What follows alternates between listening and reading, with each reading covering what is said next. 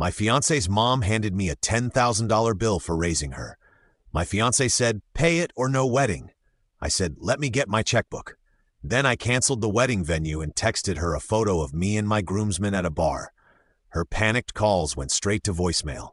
Welcome to Factology. It would be so much appreciated if you would subscribe to my channel and like the video. Now, without further ado, let's go. Original post. I, 29 male, was supposed to get married in 3 weeks. Past tense. The wedding's off now and I'm sitting here with a beer, still processing the absolute audacity of what went down. Been with Madison, 27, for 4 years, engaged for 1. Everything seemed perfect. We had similar goals, great chemistry. Her family seemed to like me.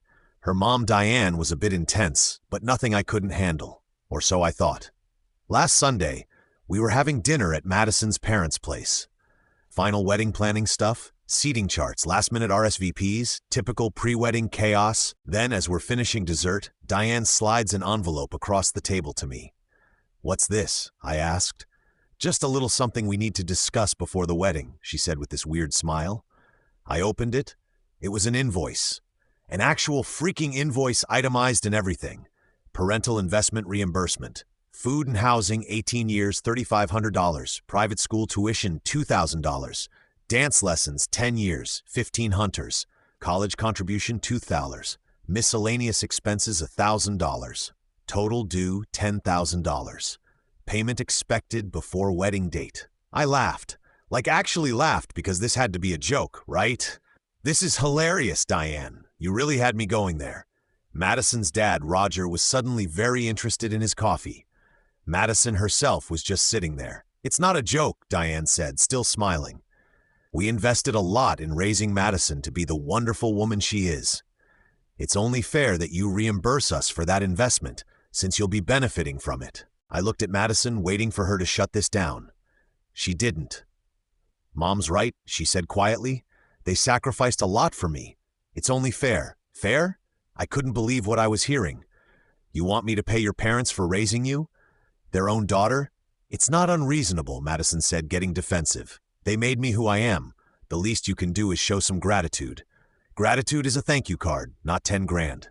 Diane's smile turned cold. "Well, without this thank you, there won't be a wedding." Madison agrees with me. "Don't you, sweetie?" Madison nodded. "Pay it or there's no wedding." The entitlement in that room was suffocating. 4 years together, and this is when she shows her true colors. 3 weeks before our wedding. I stood up slowly, pulled out my phone like I was checking my banking app. "You know what? You're absolutely right. Let me get my checkbook from the car." Madison smiled. Diane looked triumphant. Roger still hadn't looked up from his coffee. I walked out to my car, got in, and drove home. Texted my best man Jason on the way. "Wedding's off. Rally the boys. We're going out tonight."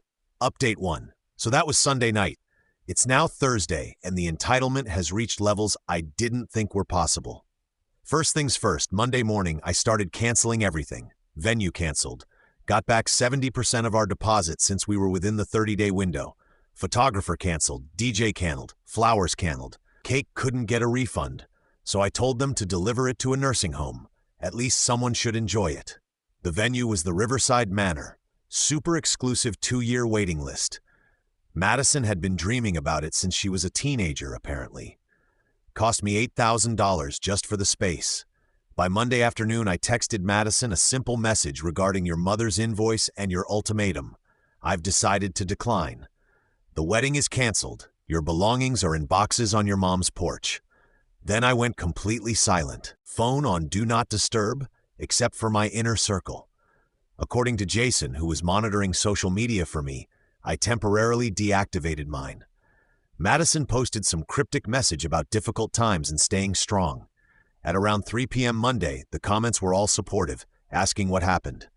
Tuesday morning, the real circus started. I had to go to work, so I turned my phone back on during lunch. 73 missed calls, 156 texts. The highlights. "Madison, where are you? This isn't funny anymore. My mom says you left Sunday and haven't come back. Answer your phone. You can't just cancel our wedding without talking to me. I'm coming to your office. Diane, this is very immature. A real man would have paid. You're destroying my daughter. We can work out a payment plan. $5,000 would be acceptable. Even Roger texted, "Son, let's talk about this Manto man." But here's where it gets good. Tuesday afternoon, Diane showed up at my office, full Karen mode. The receptionist called security when she started yelling about me, owing her money, and stealing her daughter's future. She got escorted out, but not before half my office saw her screaming about how I was a pathetic excuse for a man who doesn't deserve her daughter. Then Madison showed up at my apartment that evening with her sister, Qley, 25.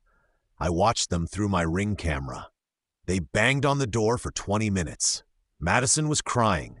Qley was yelling about how I was probably cheating. And this is what guilty men do. I was at Jason's place watching it all on my phone. The boys had gathered for support. Jason, Miguel, Derek, Tommy. We ordered pizza, had some beers, and watched the meltdown unfold. "Bro, did her mom really try to charge you for raising her?" Miguel asked for the 10th time. Itemized invoice and everything. I confirmed. And Madison backed her up, said pay it or no wedding. Derek, who's a lawyer, nearly choked on his beer. That's basically selling their daughter. They know that, right? Wednesday morning, I got a call from the Riverside Manor. Apparently, Madison had called them crying, trying to uncancel the wedding. They told her the cancellation was confirmed. And here's the kicker. They'd already given our date to a couple on the waiting list that afternoon. Booking was gone forever. According to my buddy who still has social media, Madison posted a long rant about how some men can't handle strong women. And when people show you who they are, believe them. The projection is incredible. But the peak entitlement came Wednesday night. I got an email, an actual email from Deanne's lawyer, or at least someone claiming to be a lawyer. It was riddled with legal-sounding nonsense about breach of verbal contract and promissory estoppel, and demanded I either pay the $10,000 or reinstate the wedding and pay for emotional damages. Derek looked at it and laughed. This is either not a real lawyer or the worst lawyer in the state. This is toilet paper. Then Qley started texting me from different numbers. I kept blocking them. Madison's had a breakdown. She's not eating. This is your fault. Man up and fix this. Mom says you owe us at least the wedding costs back. Wait, what? They wanted me to pay them for the wedding I canceled because they tried to extort me. This morning, Thursday, I finally responded to one group text that included Madison, Diane, and Roger. To clarify, you demanded $10,000 for raising Madison. When I refused this bizarre extortion attempt, you gave an ultimatum. I chose to end the relationship rather than submit to extortion. All wedding cancellations are complete. Do not contact me again. Any further harassment will be met with legal action. The response was immediate. Diane, extortion, how dare you? We raised a perfect daughter. Madison, you're really going to throw away 4 years over money? My mom was just testing you. This has gotten out of hand. Let's meet and discuss like adults. Just testing me. Just testing me. I sent one final text, a test I'm grateful to have failed. Goodbye. Then I blocked them all. Tonight, the boys and I are going to the bar that was supposed to host my bachelor party. We're calling it my Freedom Festival instead.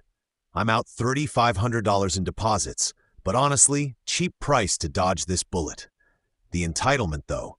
Imagine thinking you can charge someone for raising your own child, then being shocked when they say no.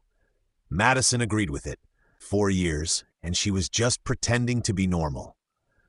Tomorrow, I'm returning the ring. It's worth about $7,000. Between that and not paying the invoice, I'm actually up $3,500. We'll update if anything else happens, but honestly, I'm just relieved.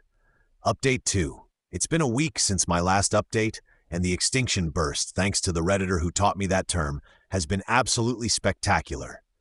Friday morning, I returned the ring to the jewelry store. Got store credit since it was past the return window, but whatever. Maybe I'll buy myself a nice watch when this all blows over. Felt symbolic, you know. That afternoon, things escalated. Madison's best friend, Haley, started blowing up my phone from her number. You're a monster. Madison loved you. Her mom was just being a protective mother. You let her on for 4 years. I didn't respond, but I did screenshot everything.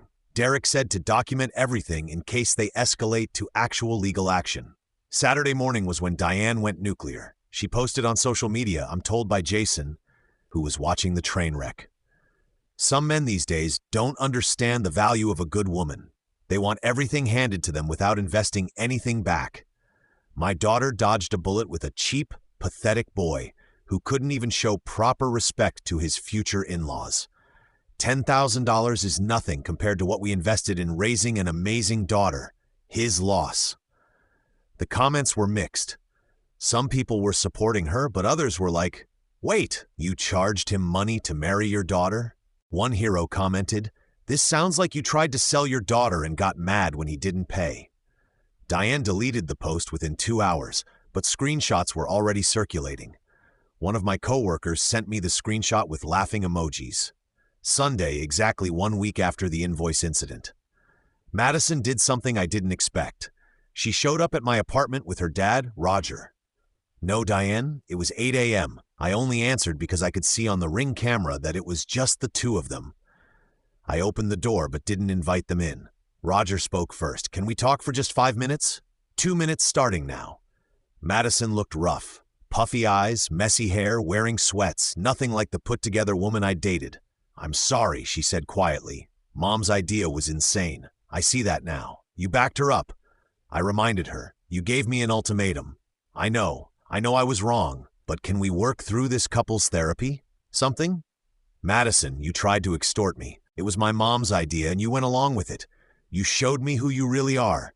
Someone who thinks I should pay to marry you." Roger cut in. "Look, Diane's Diane.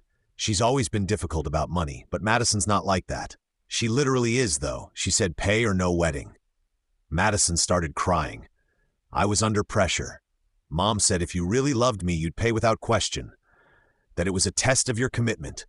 And if you really loved me, you never would have asked." Roger tried again. "What if we forget the whole invoice thing happened? Can you also forget that I had over 200 people who were coming to a wedding that's now canceled? That I'm out thousands in deposits? That your wife tried to have me arrested for harassment when I wouldn't respond to her texts? Oh yeah, forgot to mention Diane had actually gone to the police Thursday night, claiming I was harassing her. They looked at her evidence, my one text saying don't contact me, and basically told her to stop wasting their time. That was unfortunate," Roger admitted. "Look," I said, checking my watch. "Your 2 minutes are up. Madison, we're done. There's no coming back from this. You and your mom showed me exactly what my future would look like. Every major decision would come with a price tag and manipulation. I'm out." Madison grabbed my arm as I started to close the door. "Please, I love you." "No, you don't. You love the idea of the wedding, the lifestyle I could provide, the image. If you loved me, you never would have let your mom hand me that invoice." I closed the door. They stood outside for another 10 minutes before finally leaving. Monday and Tuesday were relatively quiet. Then Wednesday hit. I got a call from the Riverside Manor. Apparently, Diane had shown up there in person, demanding they give her the date back because the cancellation was done without authorization. She claimed she was the one who paid the deposit lie, and therefore only she could cancel. They called me to confirm I was the sole person on the contract. I sent them the documentation and suggested they might want to ban her from the premises. They agreed. But here's the absolutely insane part that happened yesterday, Thursday. Diane sent out save the dates to all the wedding guests. New save the dates for a date 3 months from now. Same venue, which she doesn't have. Same time, everything. My phone exploded. My mom called confused, asking if we'd reconciled. My cousins were texting asking what was happening. My grandmother called worried that she'd missed something. I had to send out a mass message. Madison and I are not together. There is no wedding. Any save the dates you received were sent without my knowledge or consent. Please disregard. The fallout was immediate. Diane had apparently told everyone that we'd worked things out and the wedding was back on with a new date. Madison didn't know about it either. She called me crying, begging me to believe she wasn't involved. My mom's lost it. She sobbed. "She's telling everyone you're just being dramatic and you'll come around. Madison, your mom needs help. Professional help. I know. I'm trying to get her to stop, but she won't listen to me. Not my problem anymore, but people are calling me asking about the new date." What do I tell them? The truth that your mom is delusional and there's no wedding. Please don't do this to me. I'm not doing anything to you. This is all consequences of your family's actions. I hung up. Roger texted me late last night. I'm handling Diane. Please don't take legal action. This has been a wake-up call. I texted back, if I receive one more communication from her, or if she sends out any more false information about a wedding, I'm getting a restraining order. He replied, understood. As of this morning Friday, it's been radio silence. Madison's social media has gone completely dark. Diane's too. Roger never had any. The boys are taking me out tonight to celebrate what would have been my bachelor party weekend. We're going to the same bar and Jason made us all custom t-shirts that say Freedom Festival 2020-24 with a picture of a man running from an altar. Tacky. Yes. Do I care? No. My family's been super supportive. My mom said she never liked Diane anyway, but kept quiet because I seemed happy. My dad just said, bullet dodged, son, and offered to help me recoup the deposits through small claims court if needed. The venue coordinator actually called me yesterday to warn me that Diane had tried to book the venue under a different name for the date she'd sent out. They recognized her and declined.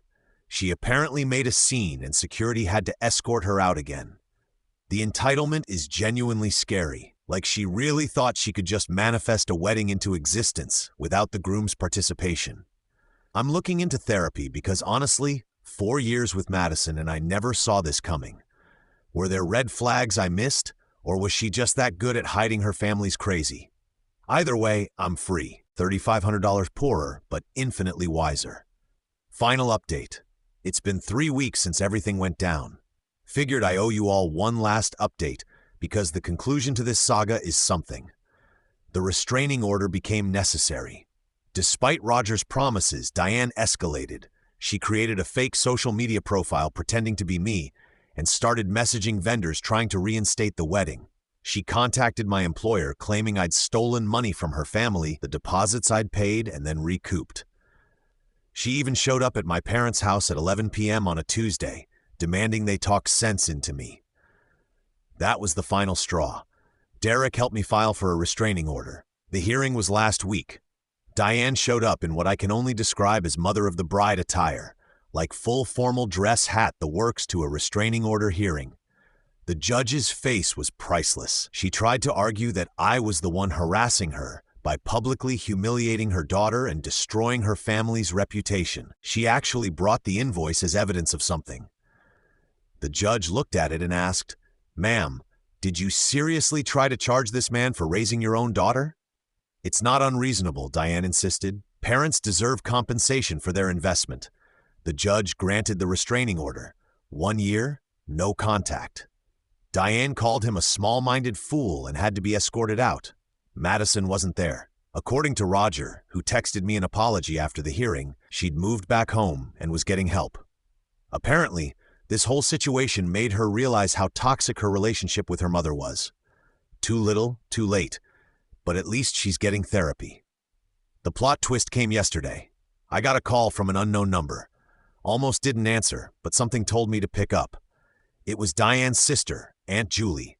"I'm sorry to bother you," she said, "but I wanted to apologize for my sister's behavior and warn you about something." Turns out this wasn't Diane's first rodeo. Julie explained that Diane had pulled similar stunts with Madison's older brother Victor years ago.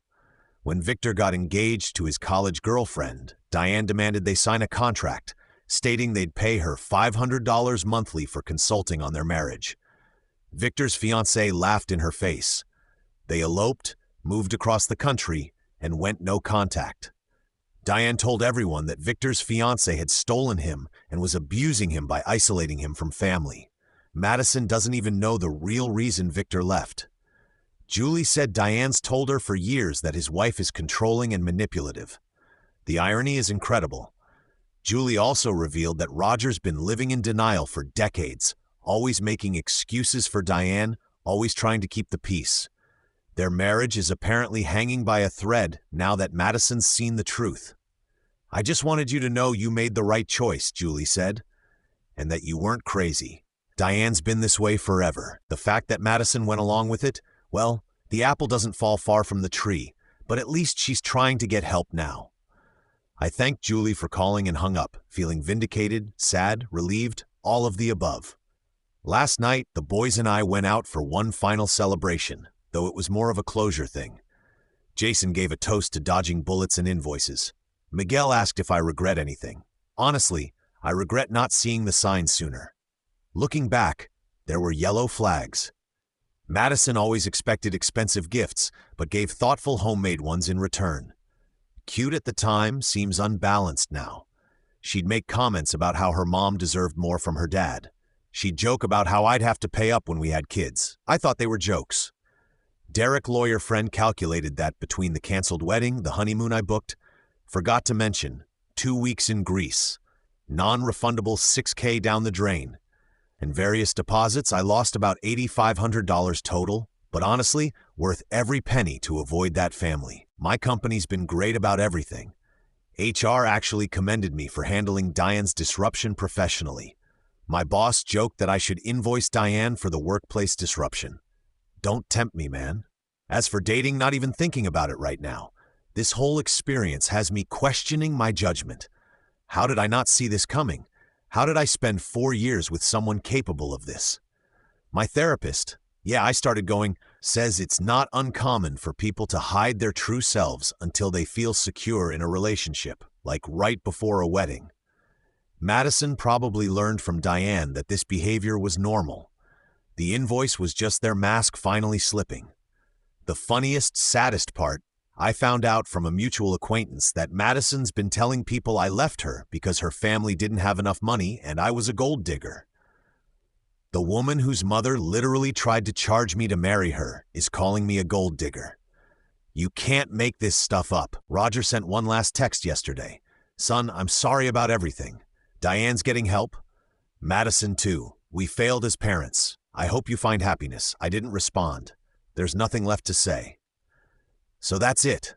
No dramatic reconciliation, no justice beyond the restraining order, no epic revenge, just a quiet ending to what could have been a lifetime of manipulation and invoices. I kept the Freedom Festival t-shirt. It's hanging in my closet as a reminder. When someone shows you who they are, believe them. And when their mom hands you an invoice for raising them, run. Thanks for following along with this insanity, Reddit. Your comments kept me sane and reminded me I wasn't the crazy one. Time to move forward.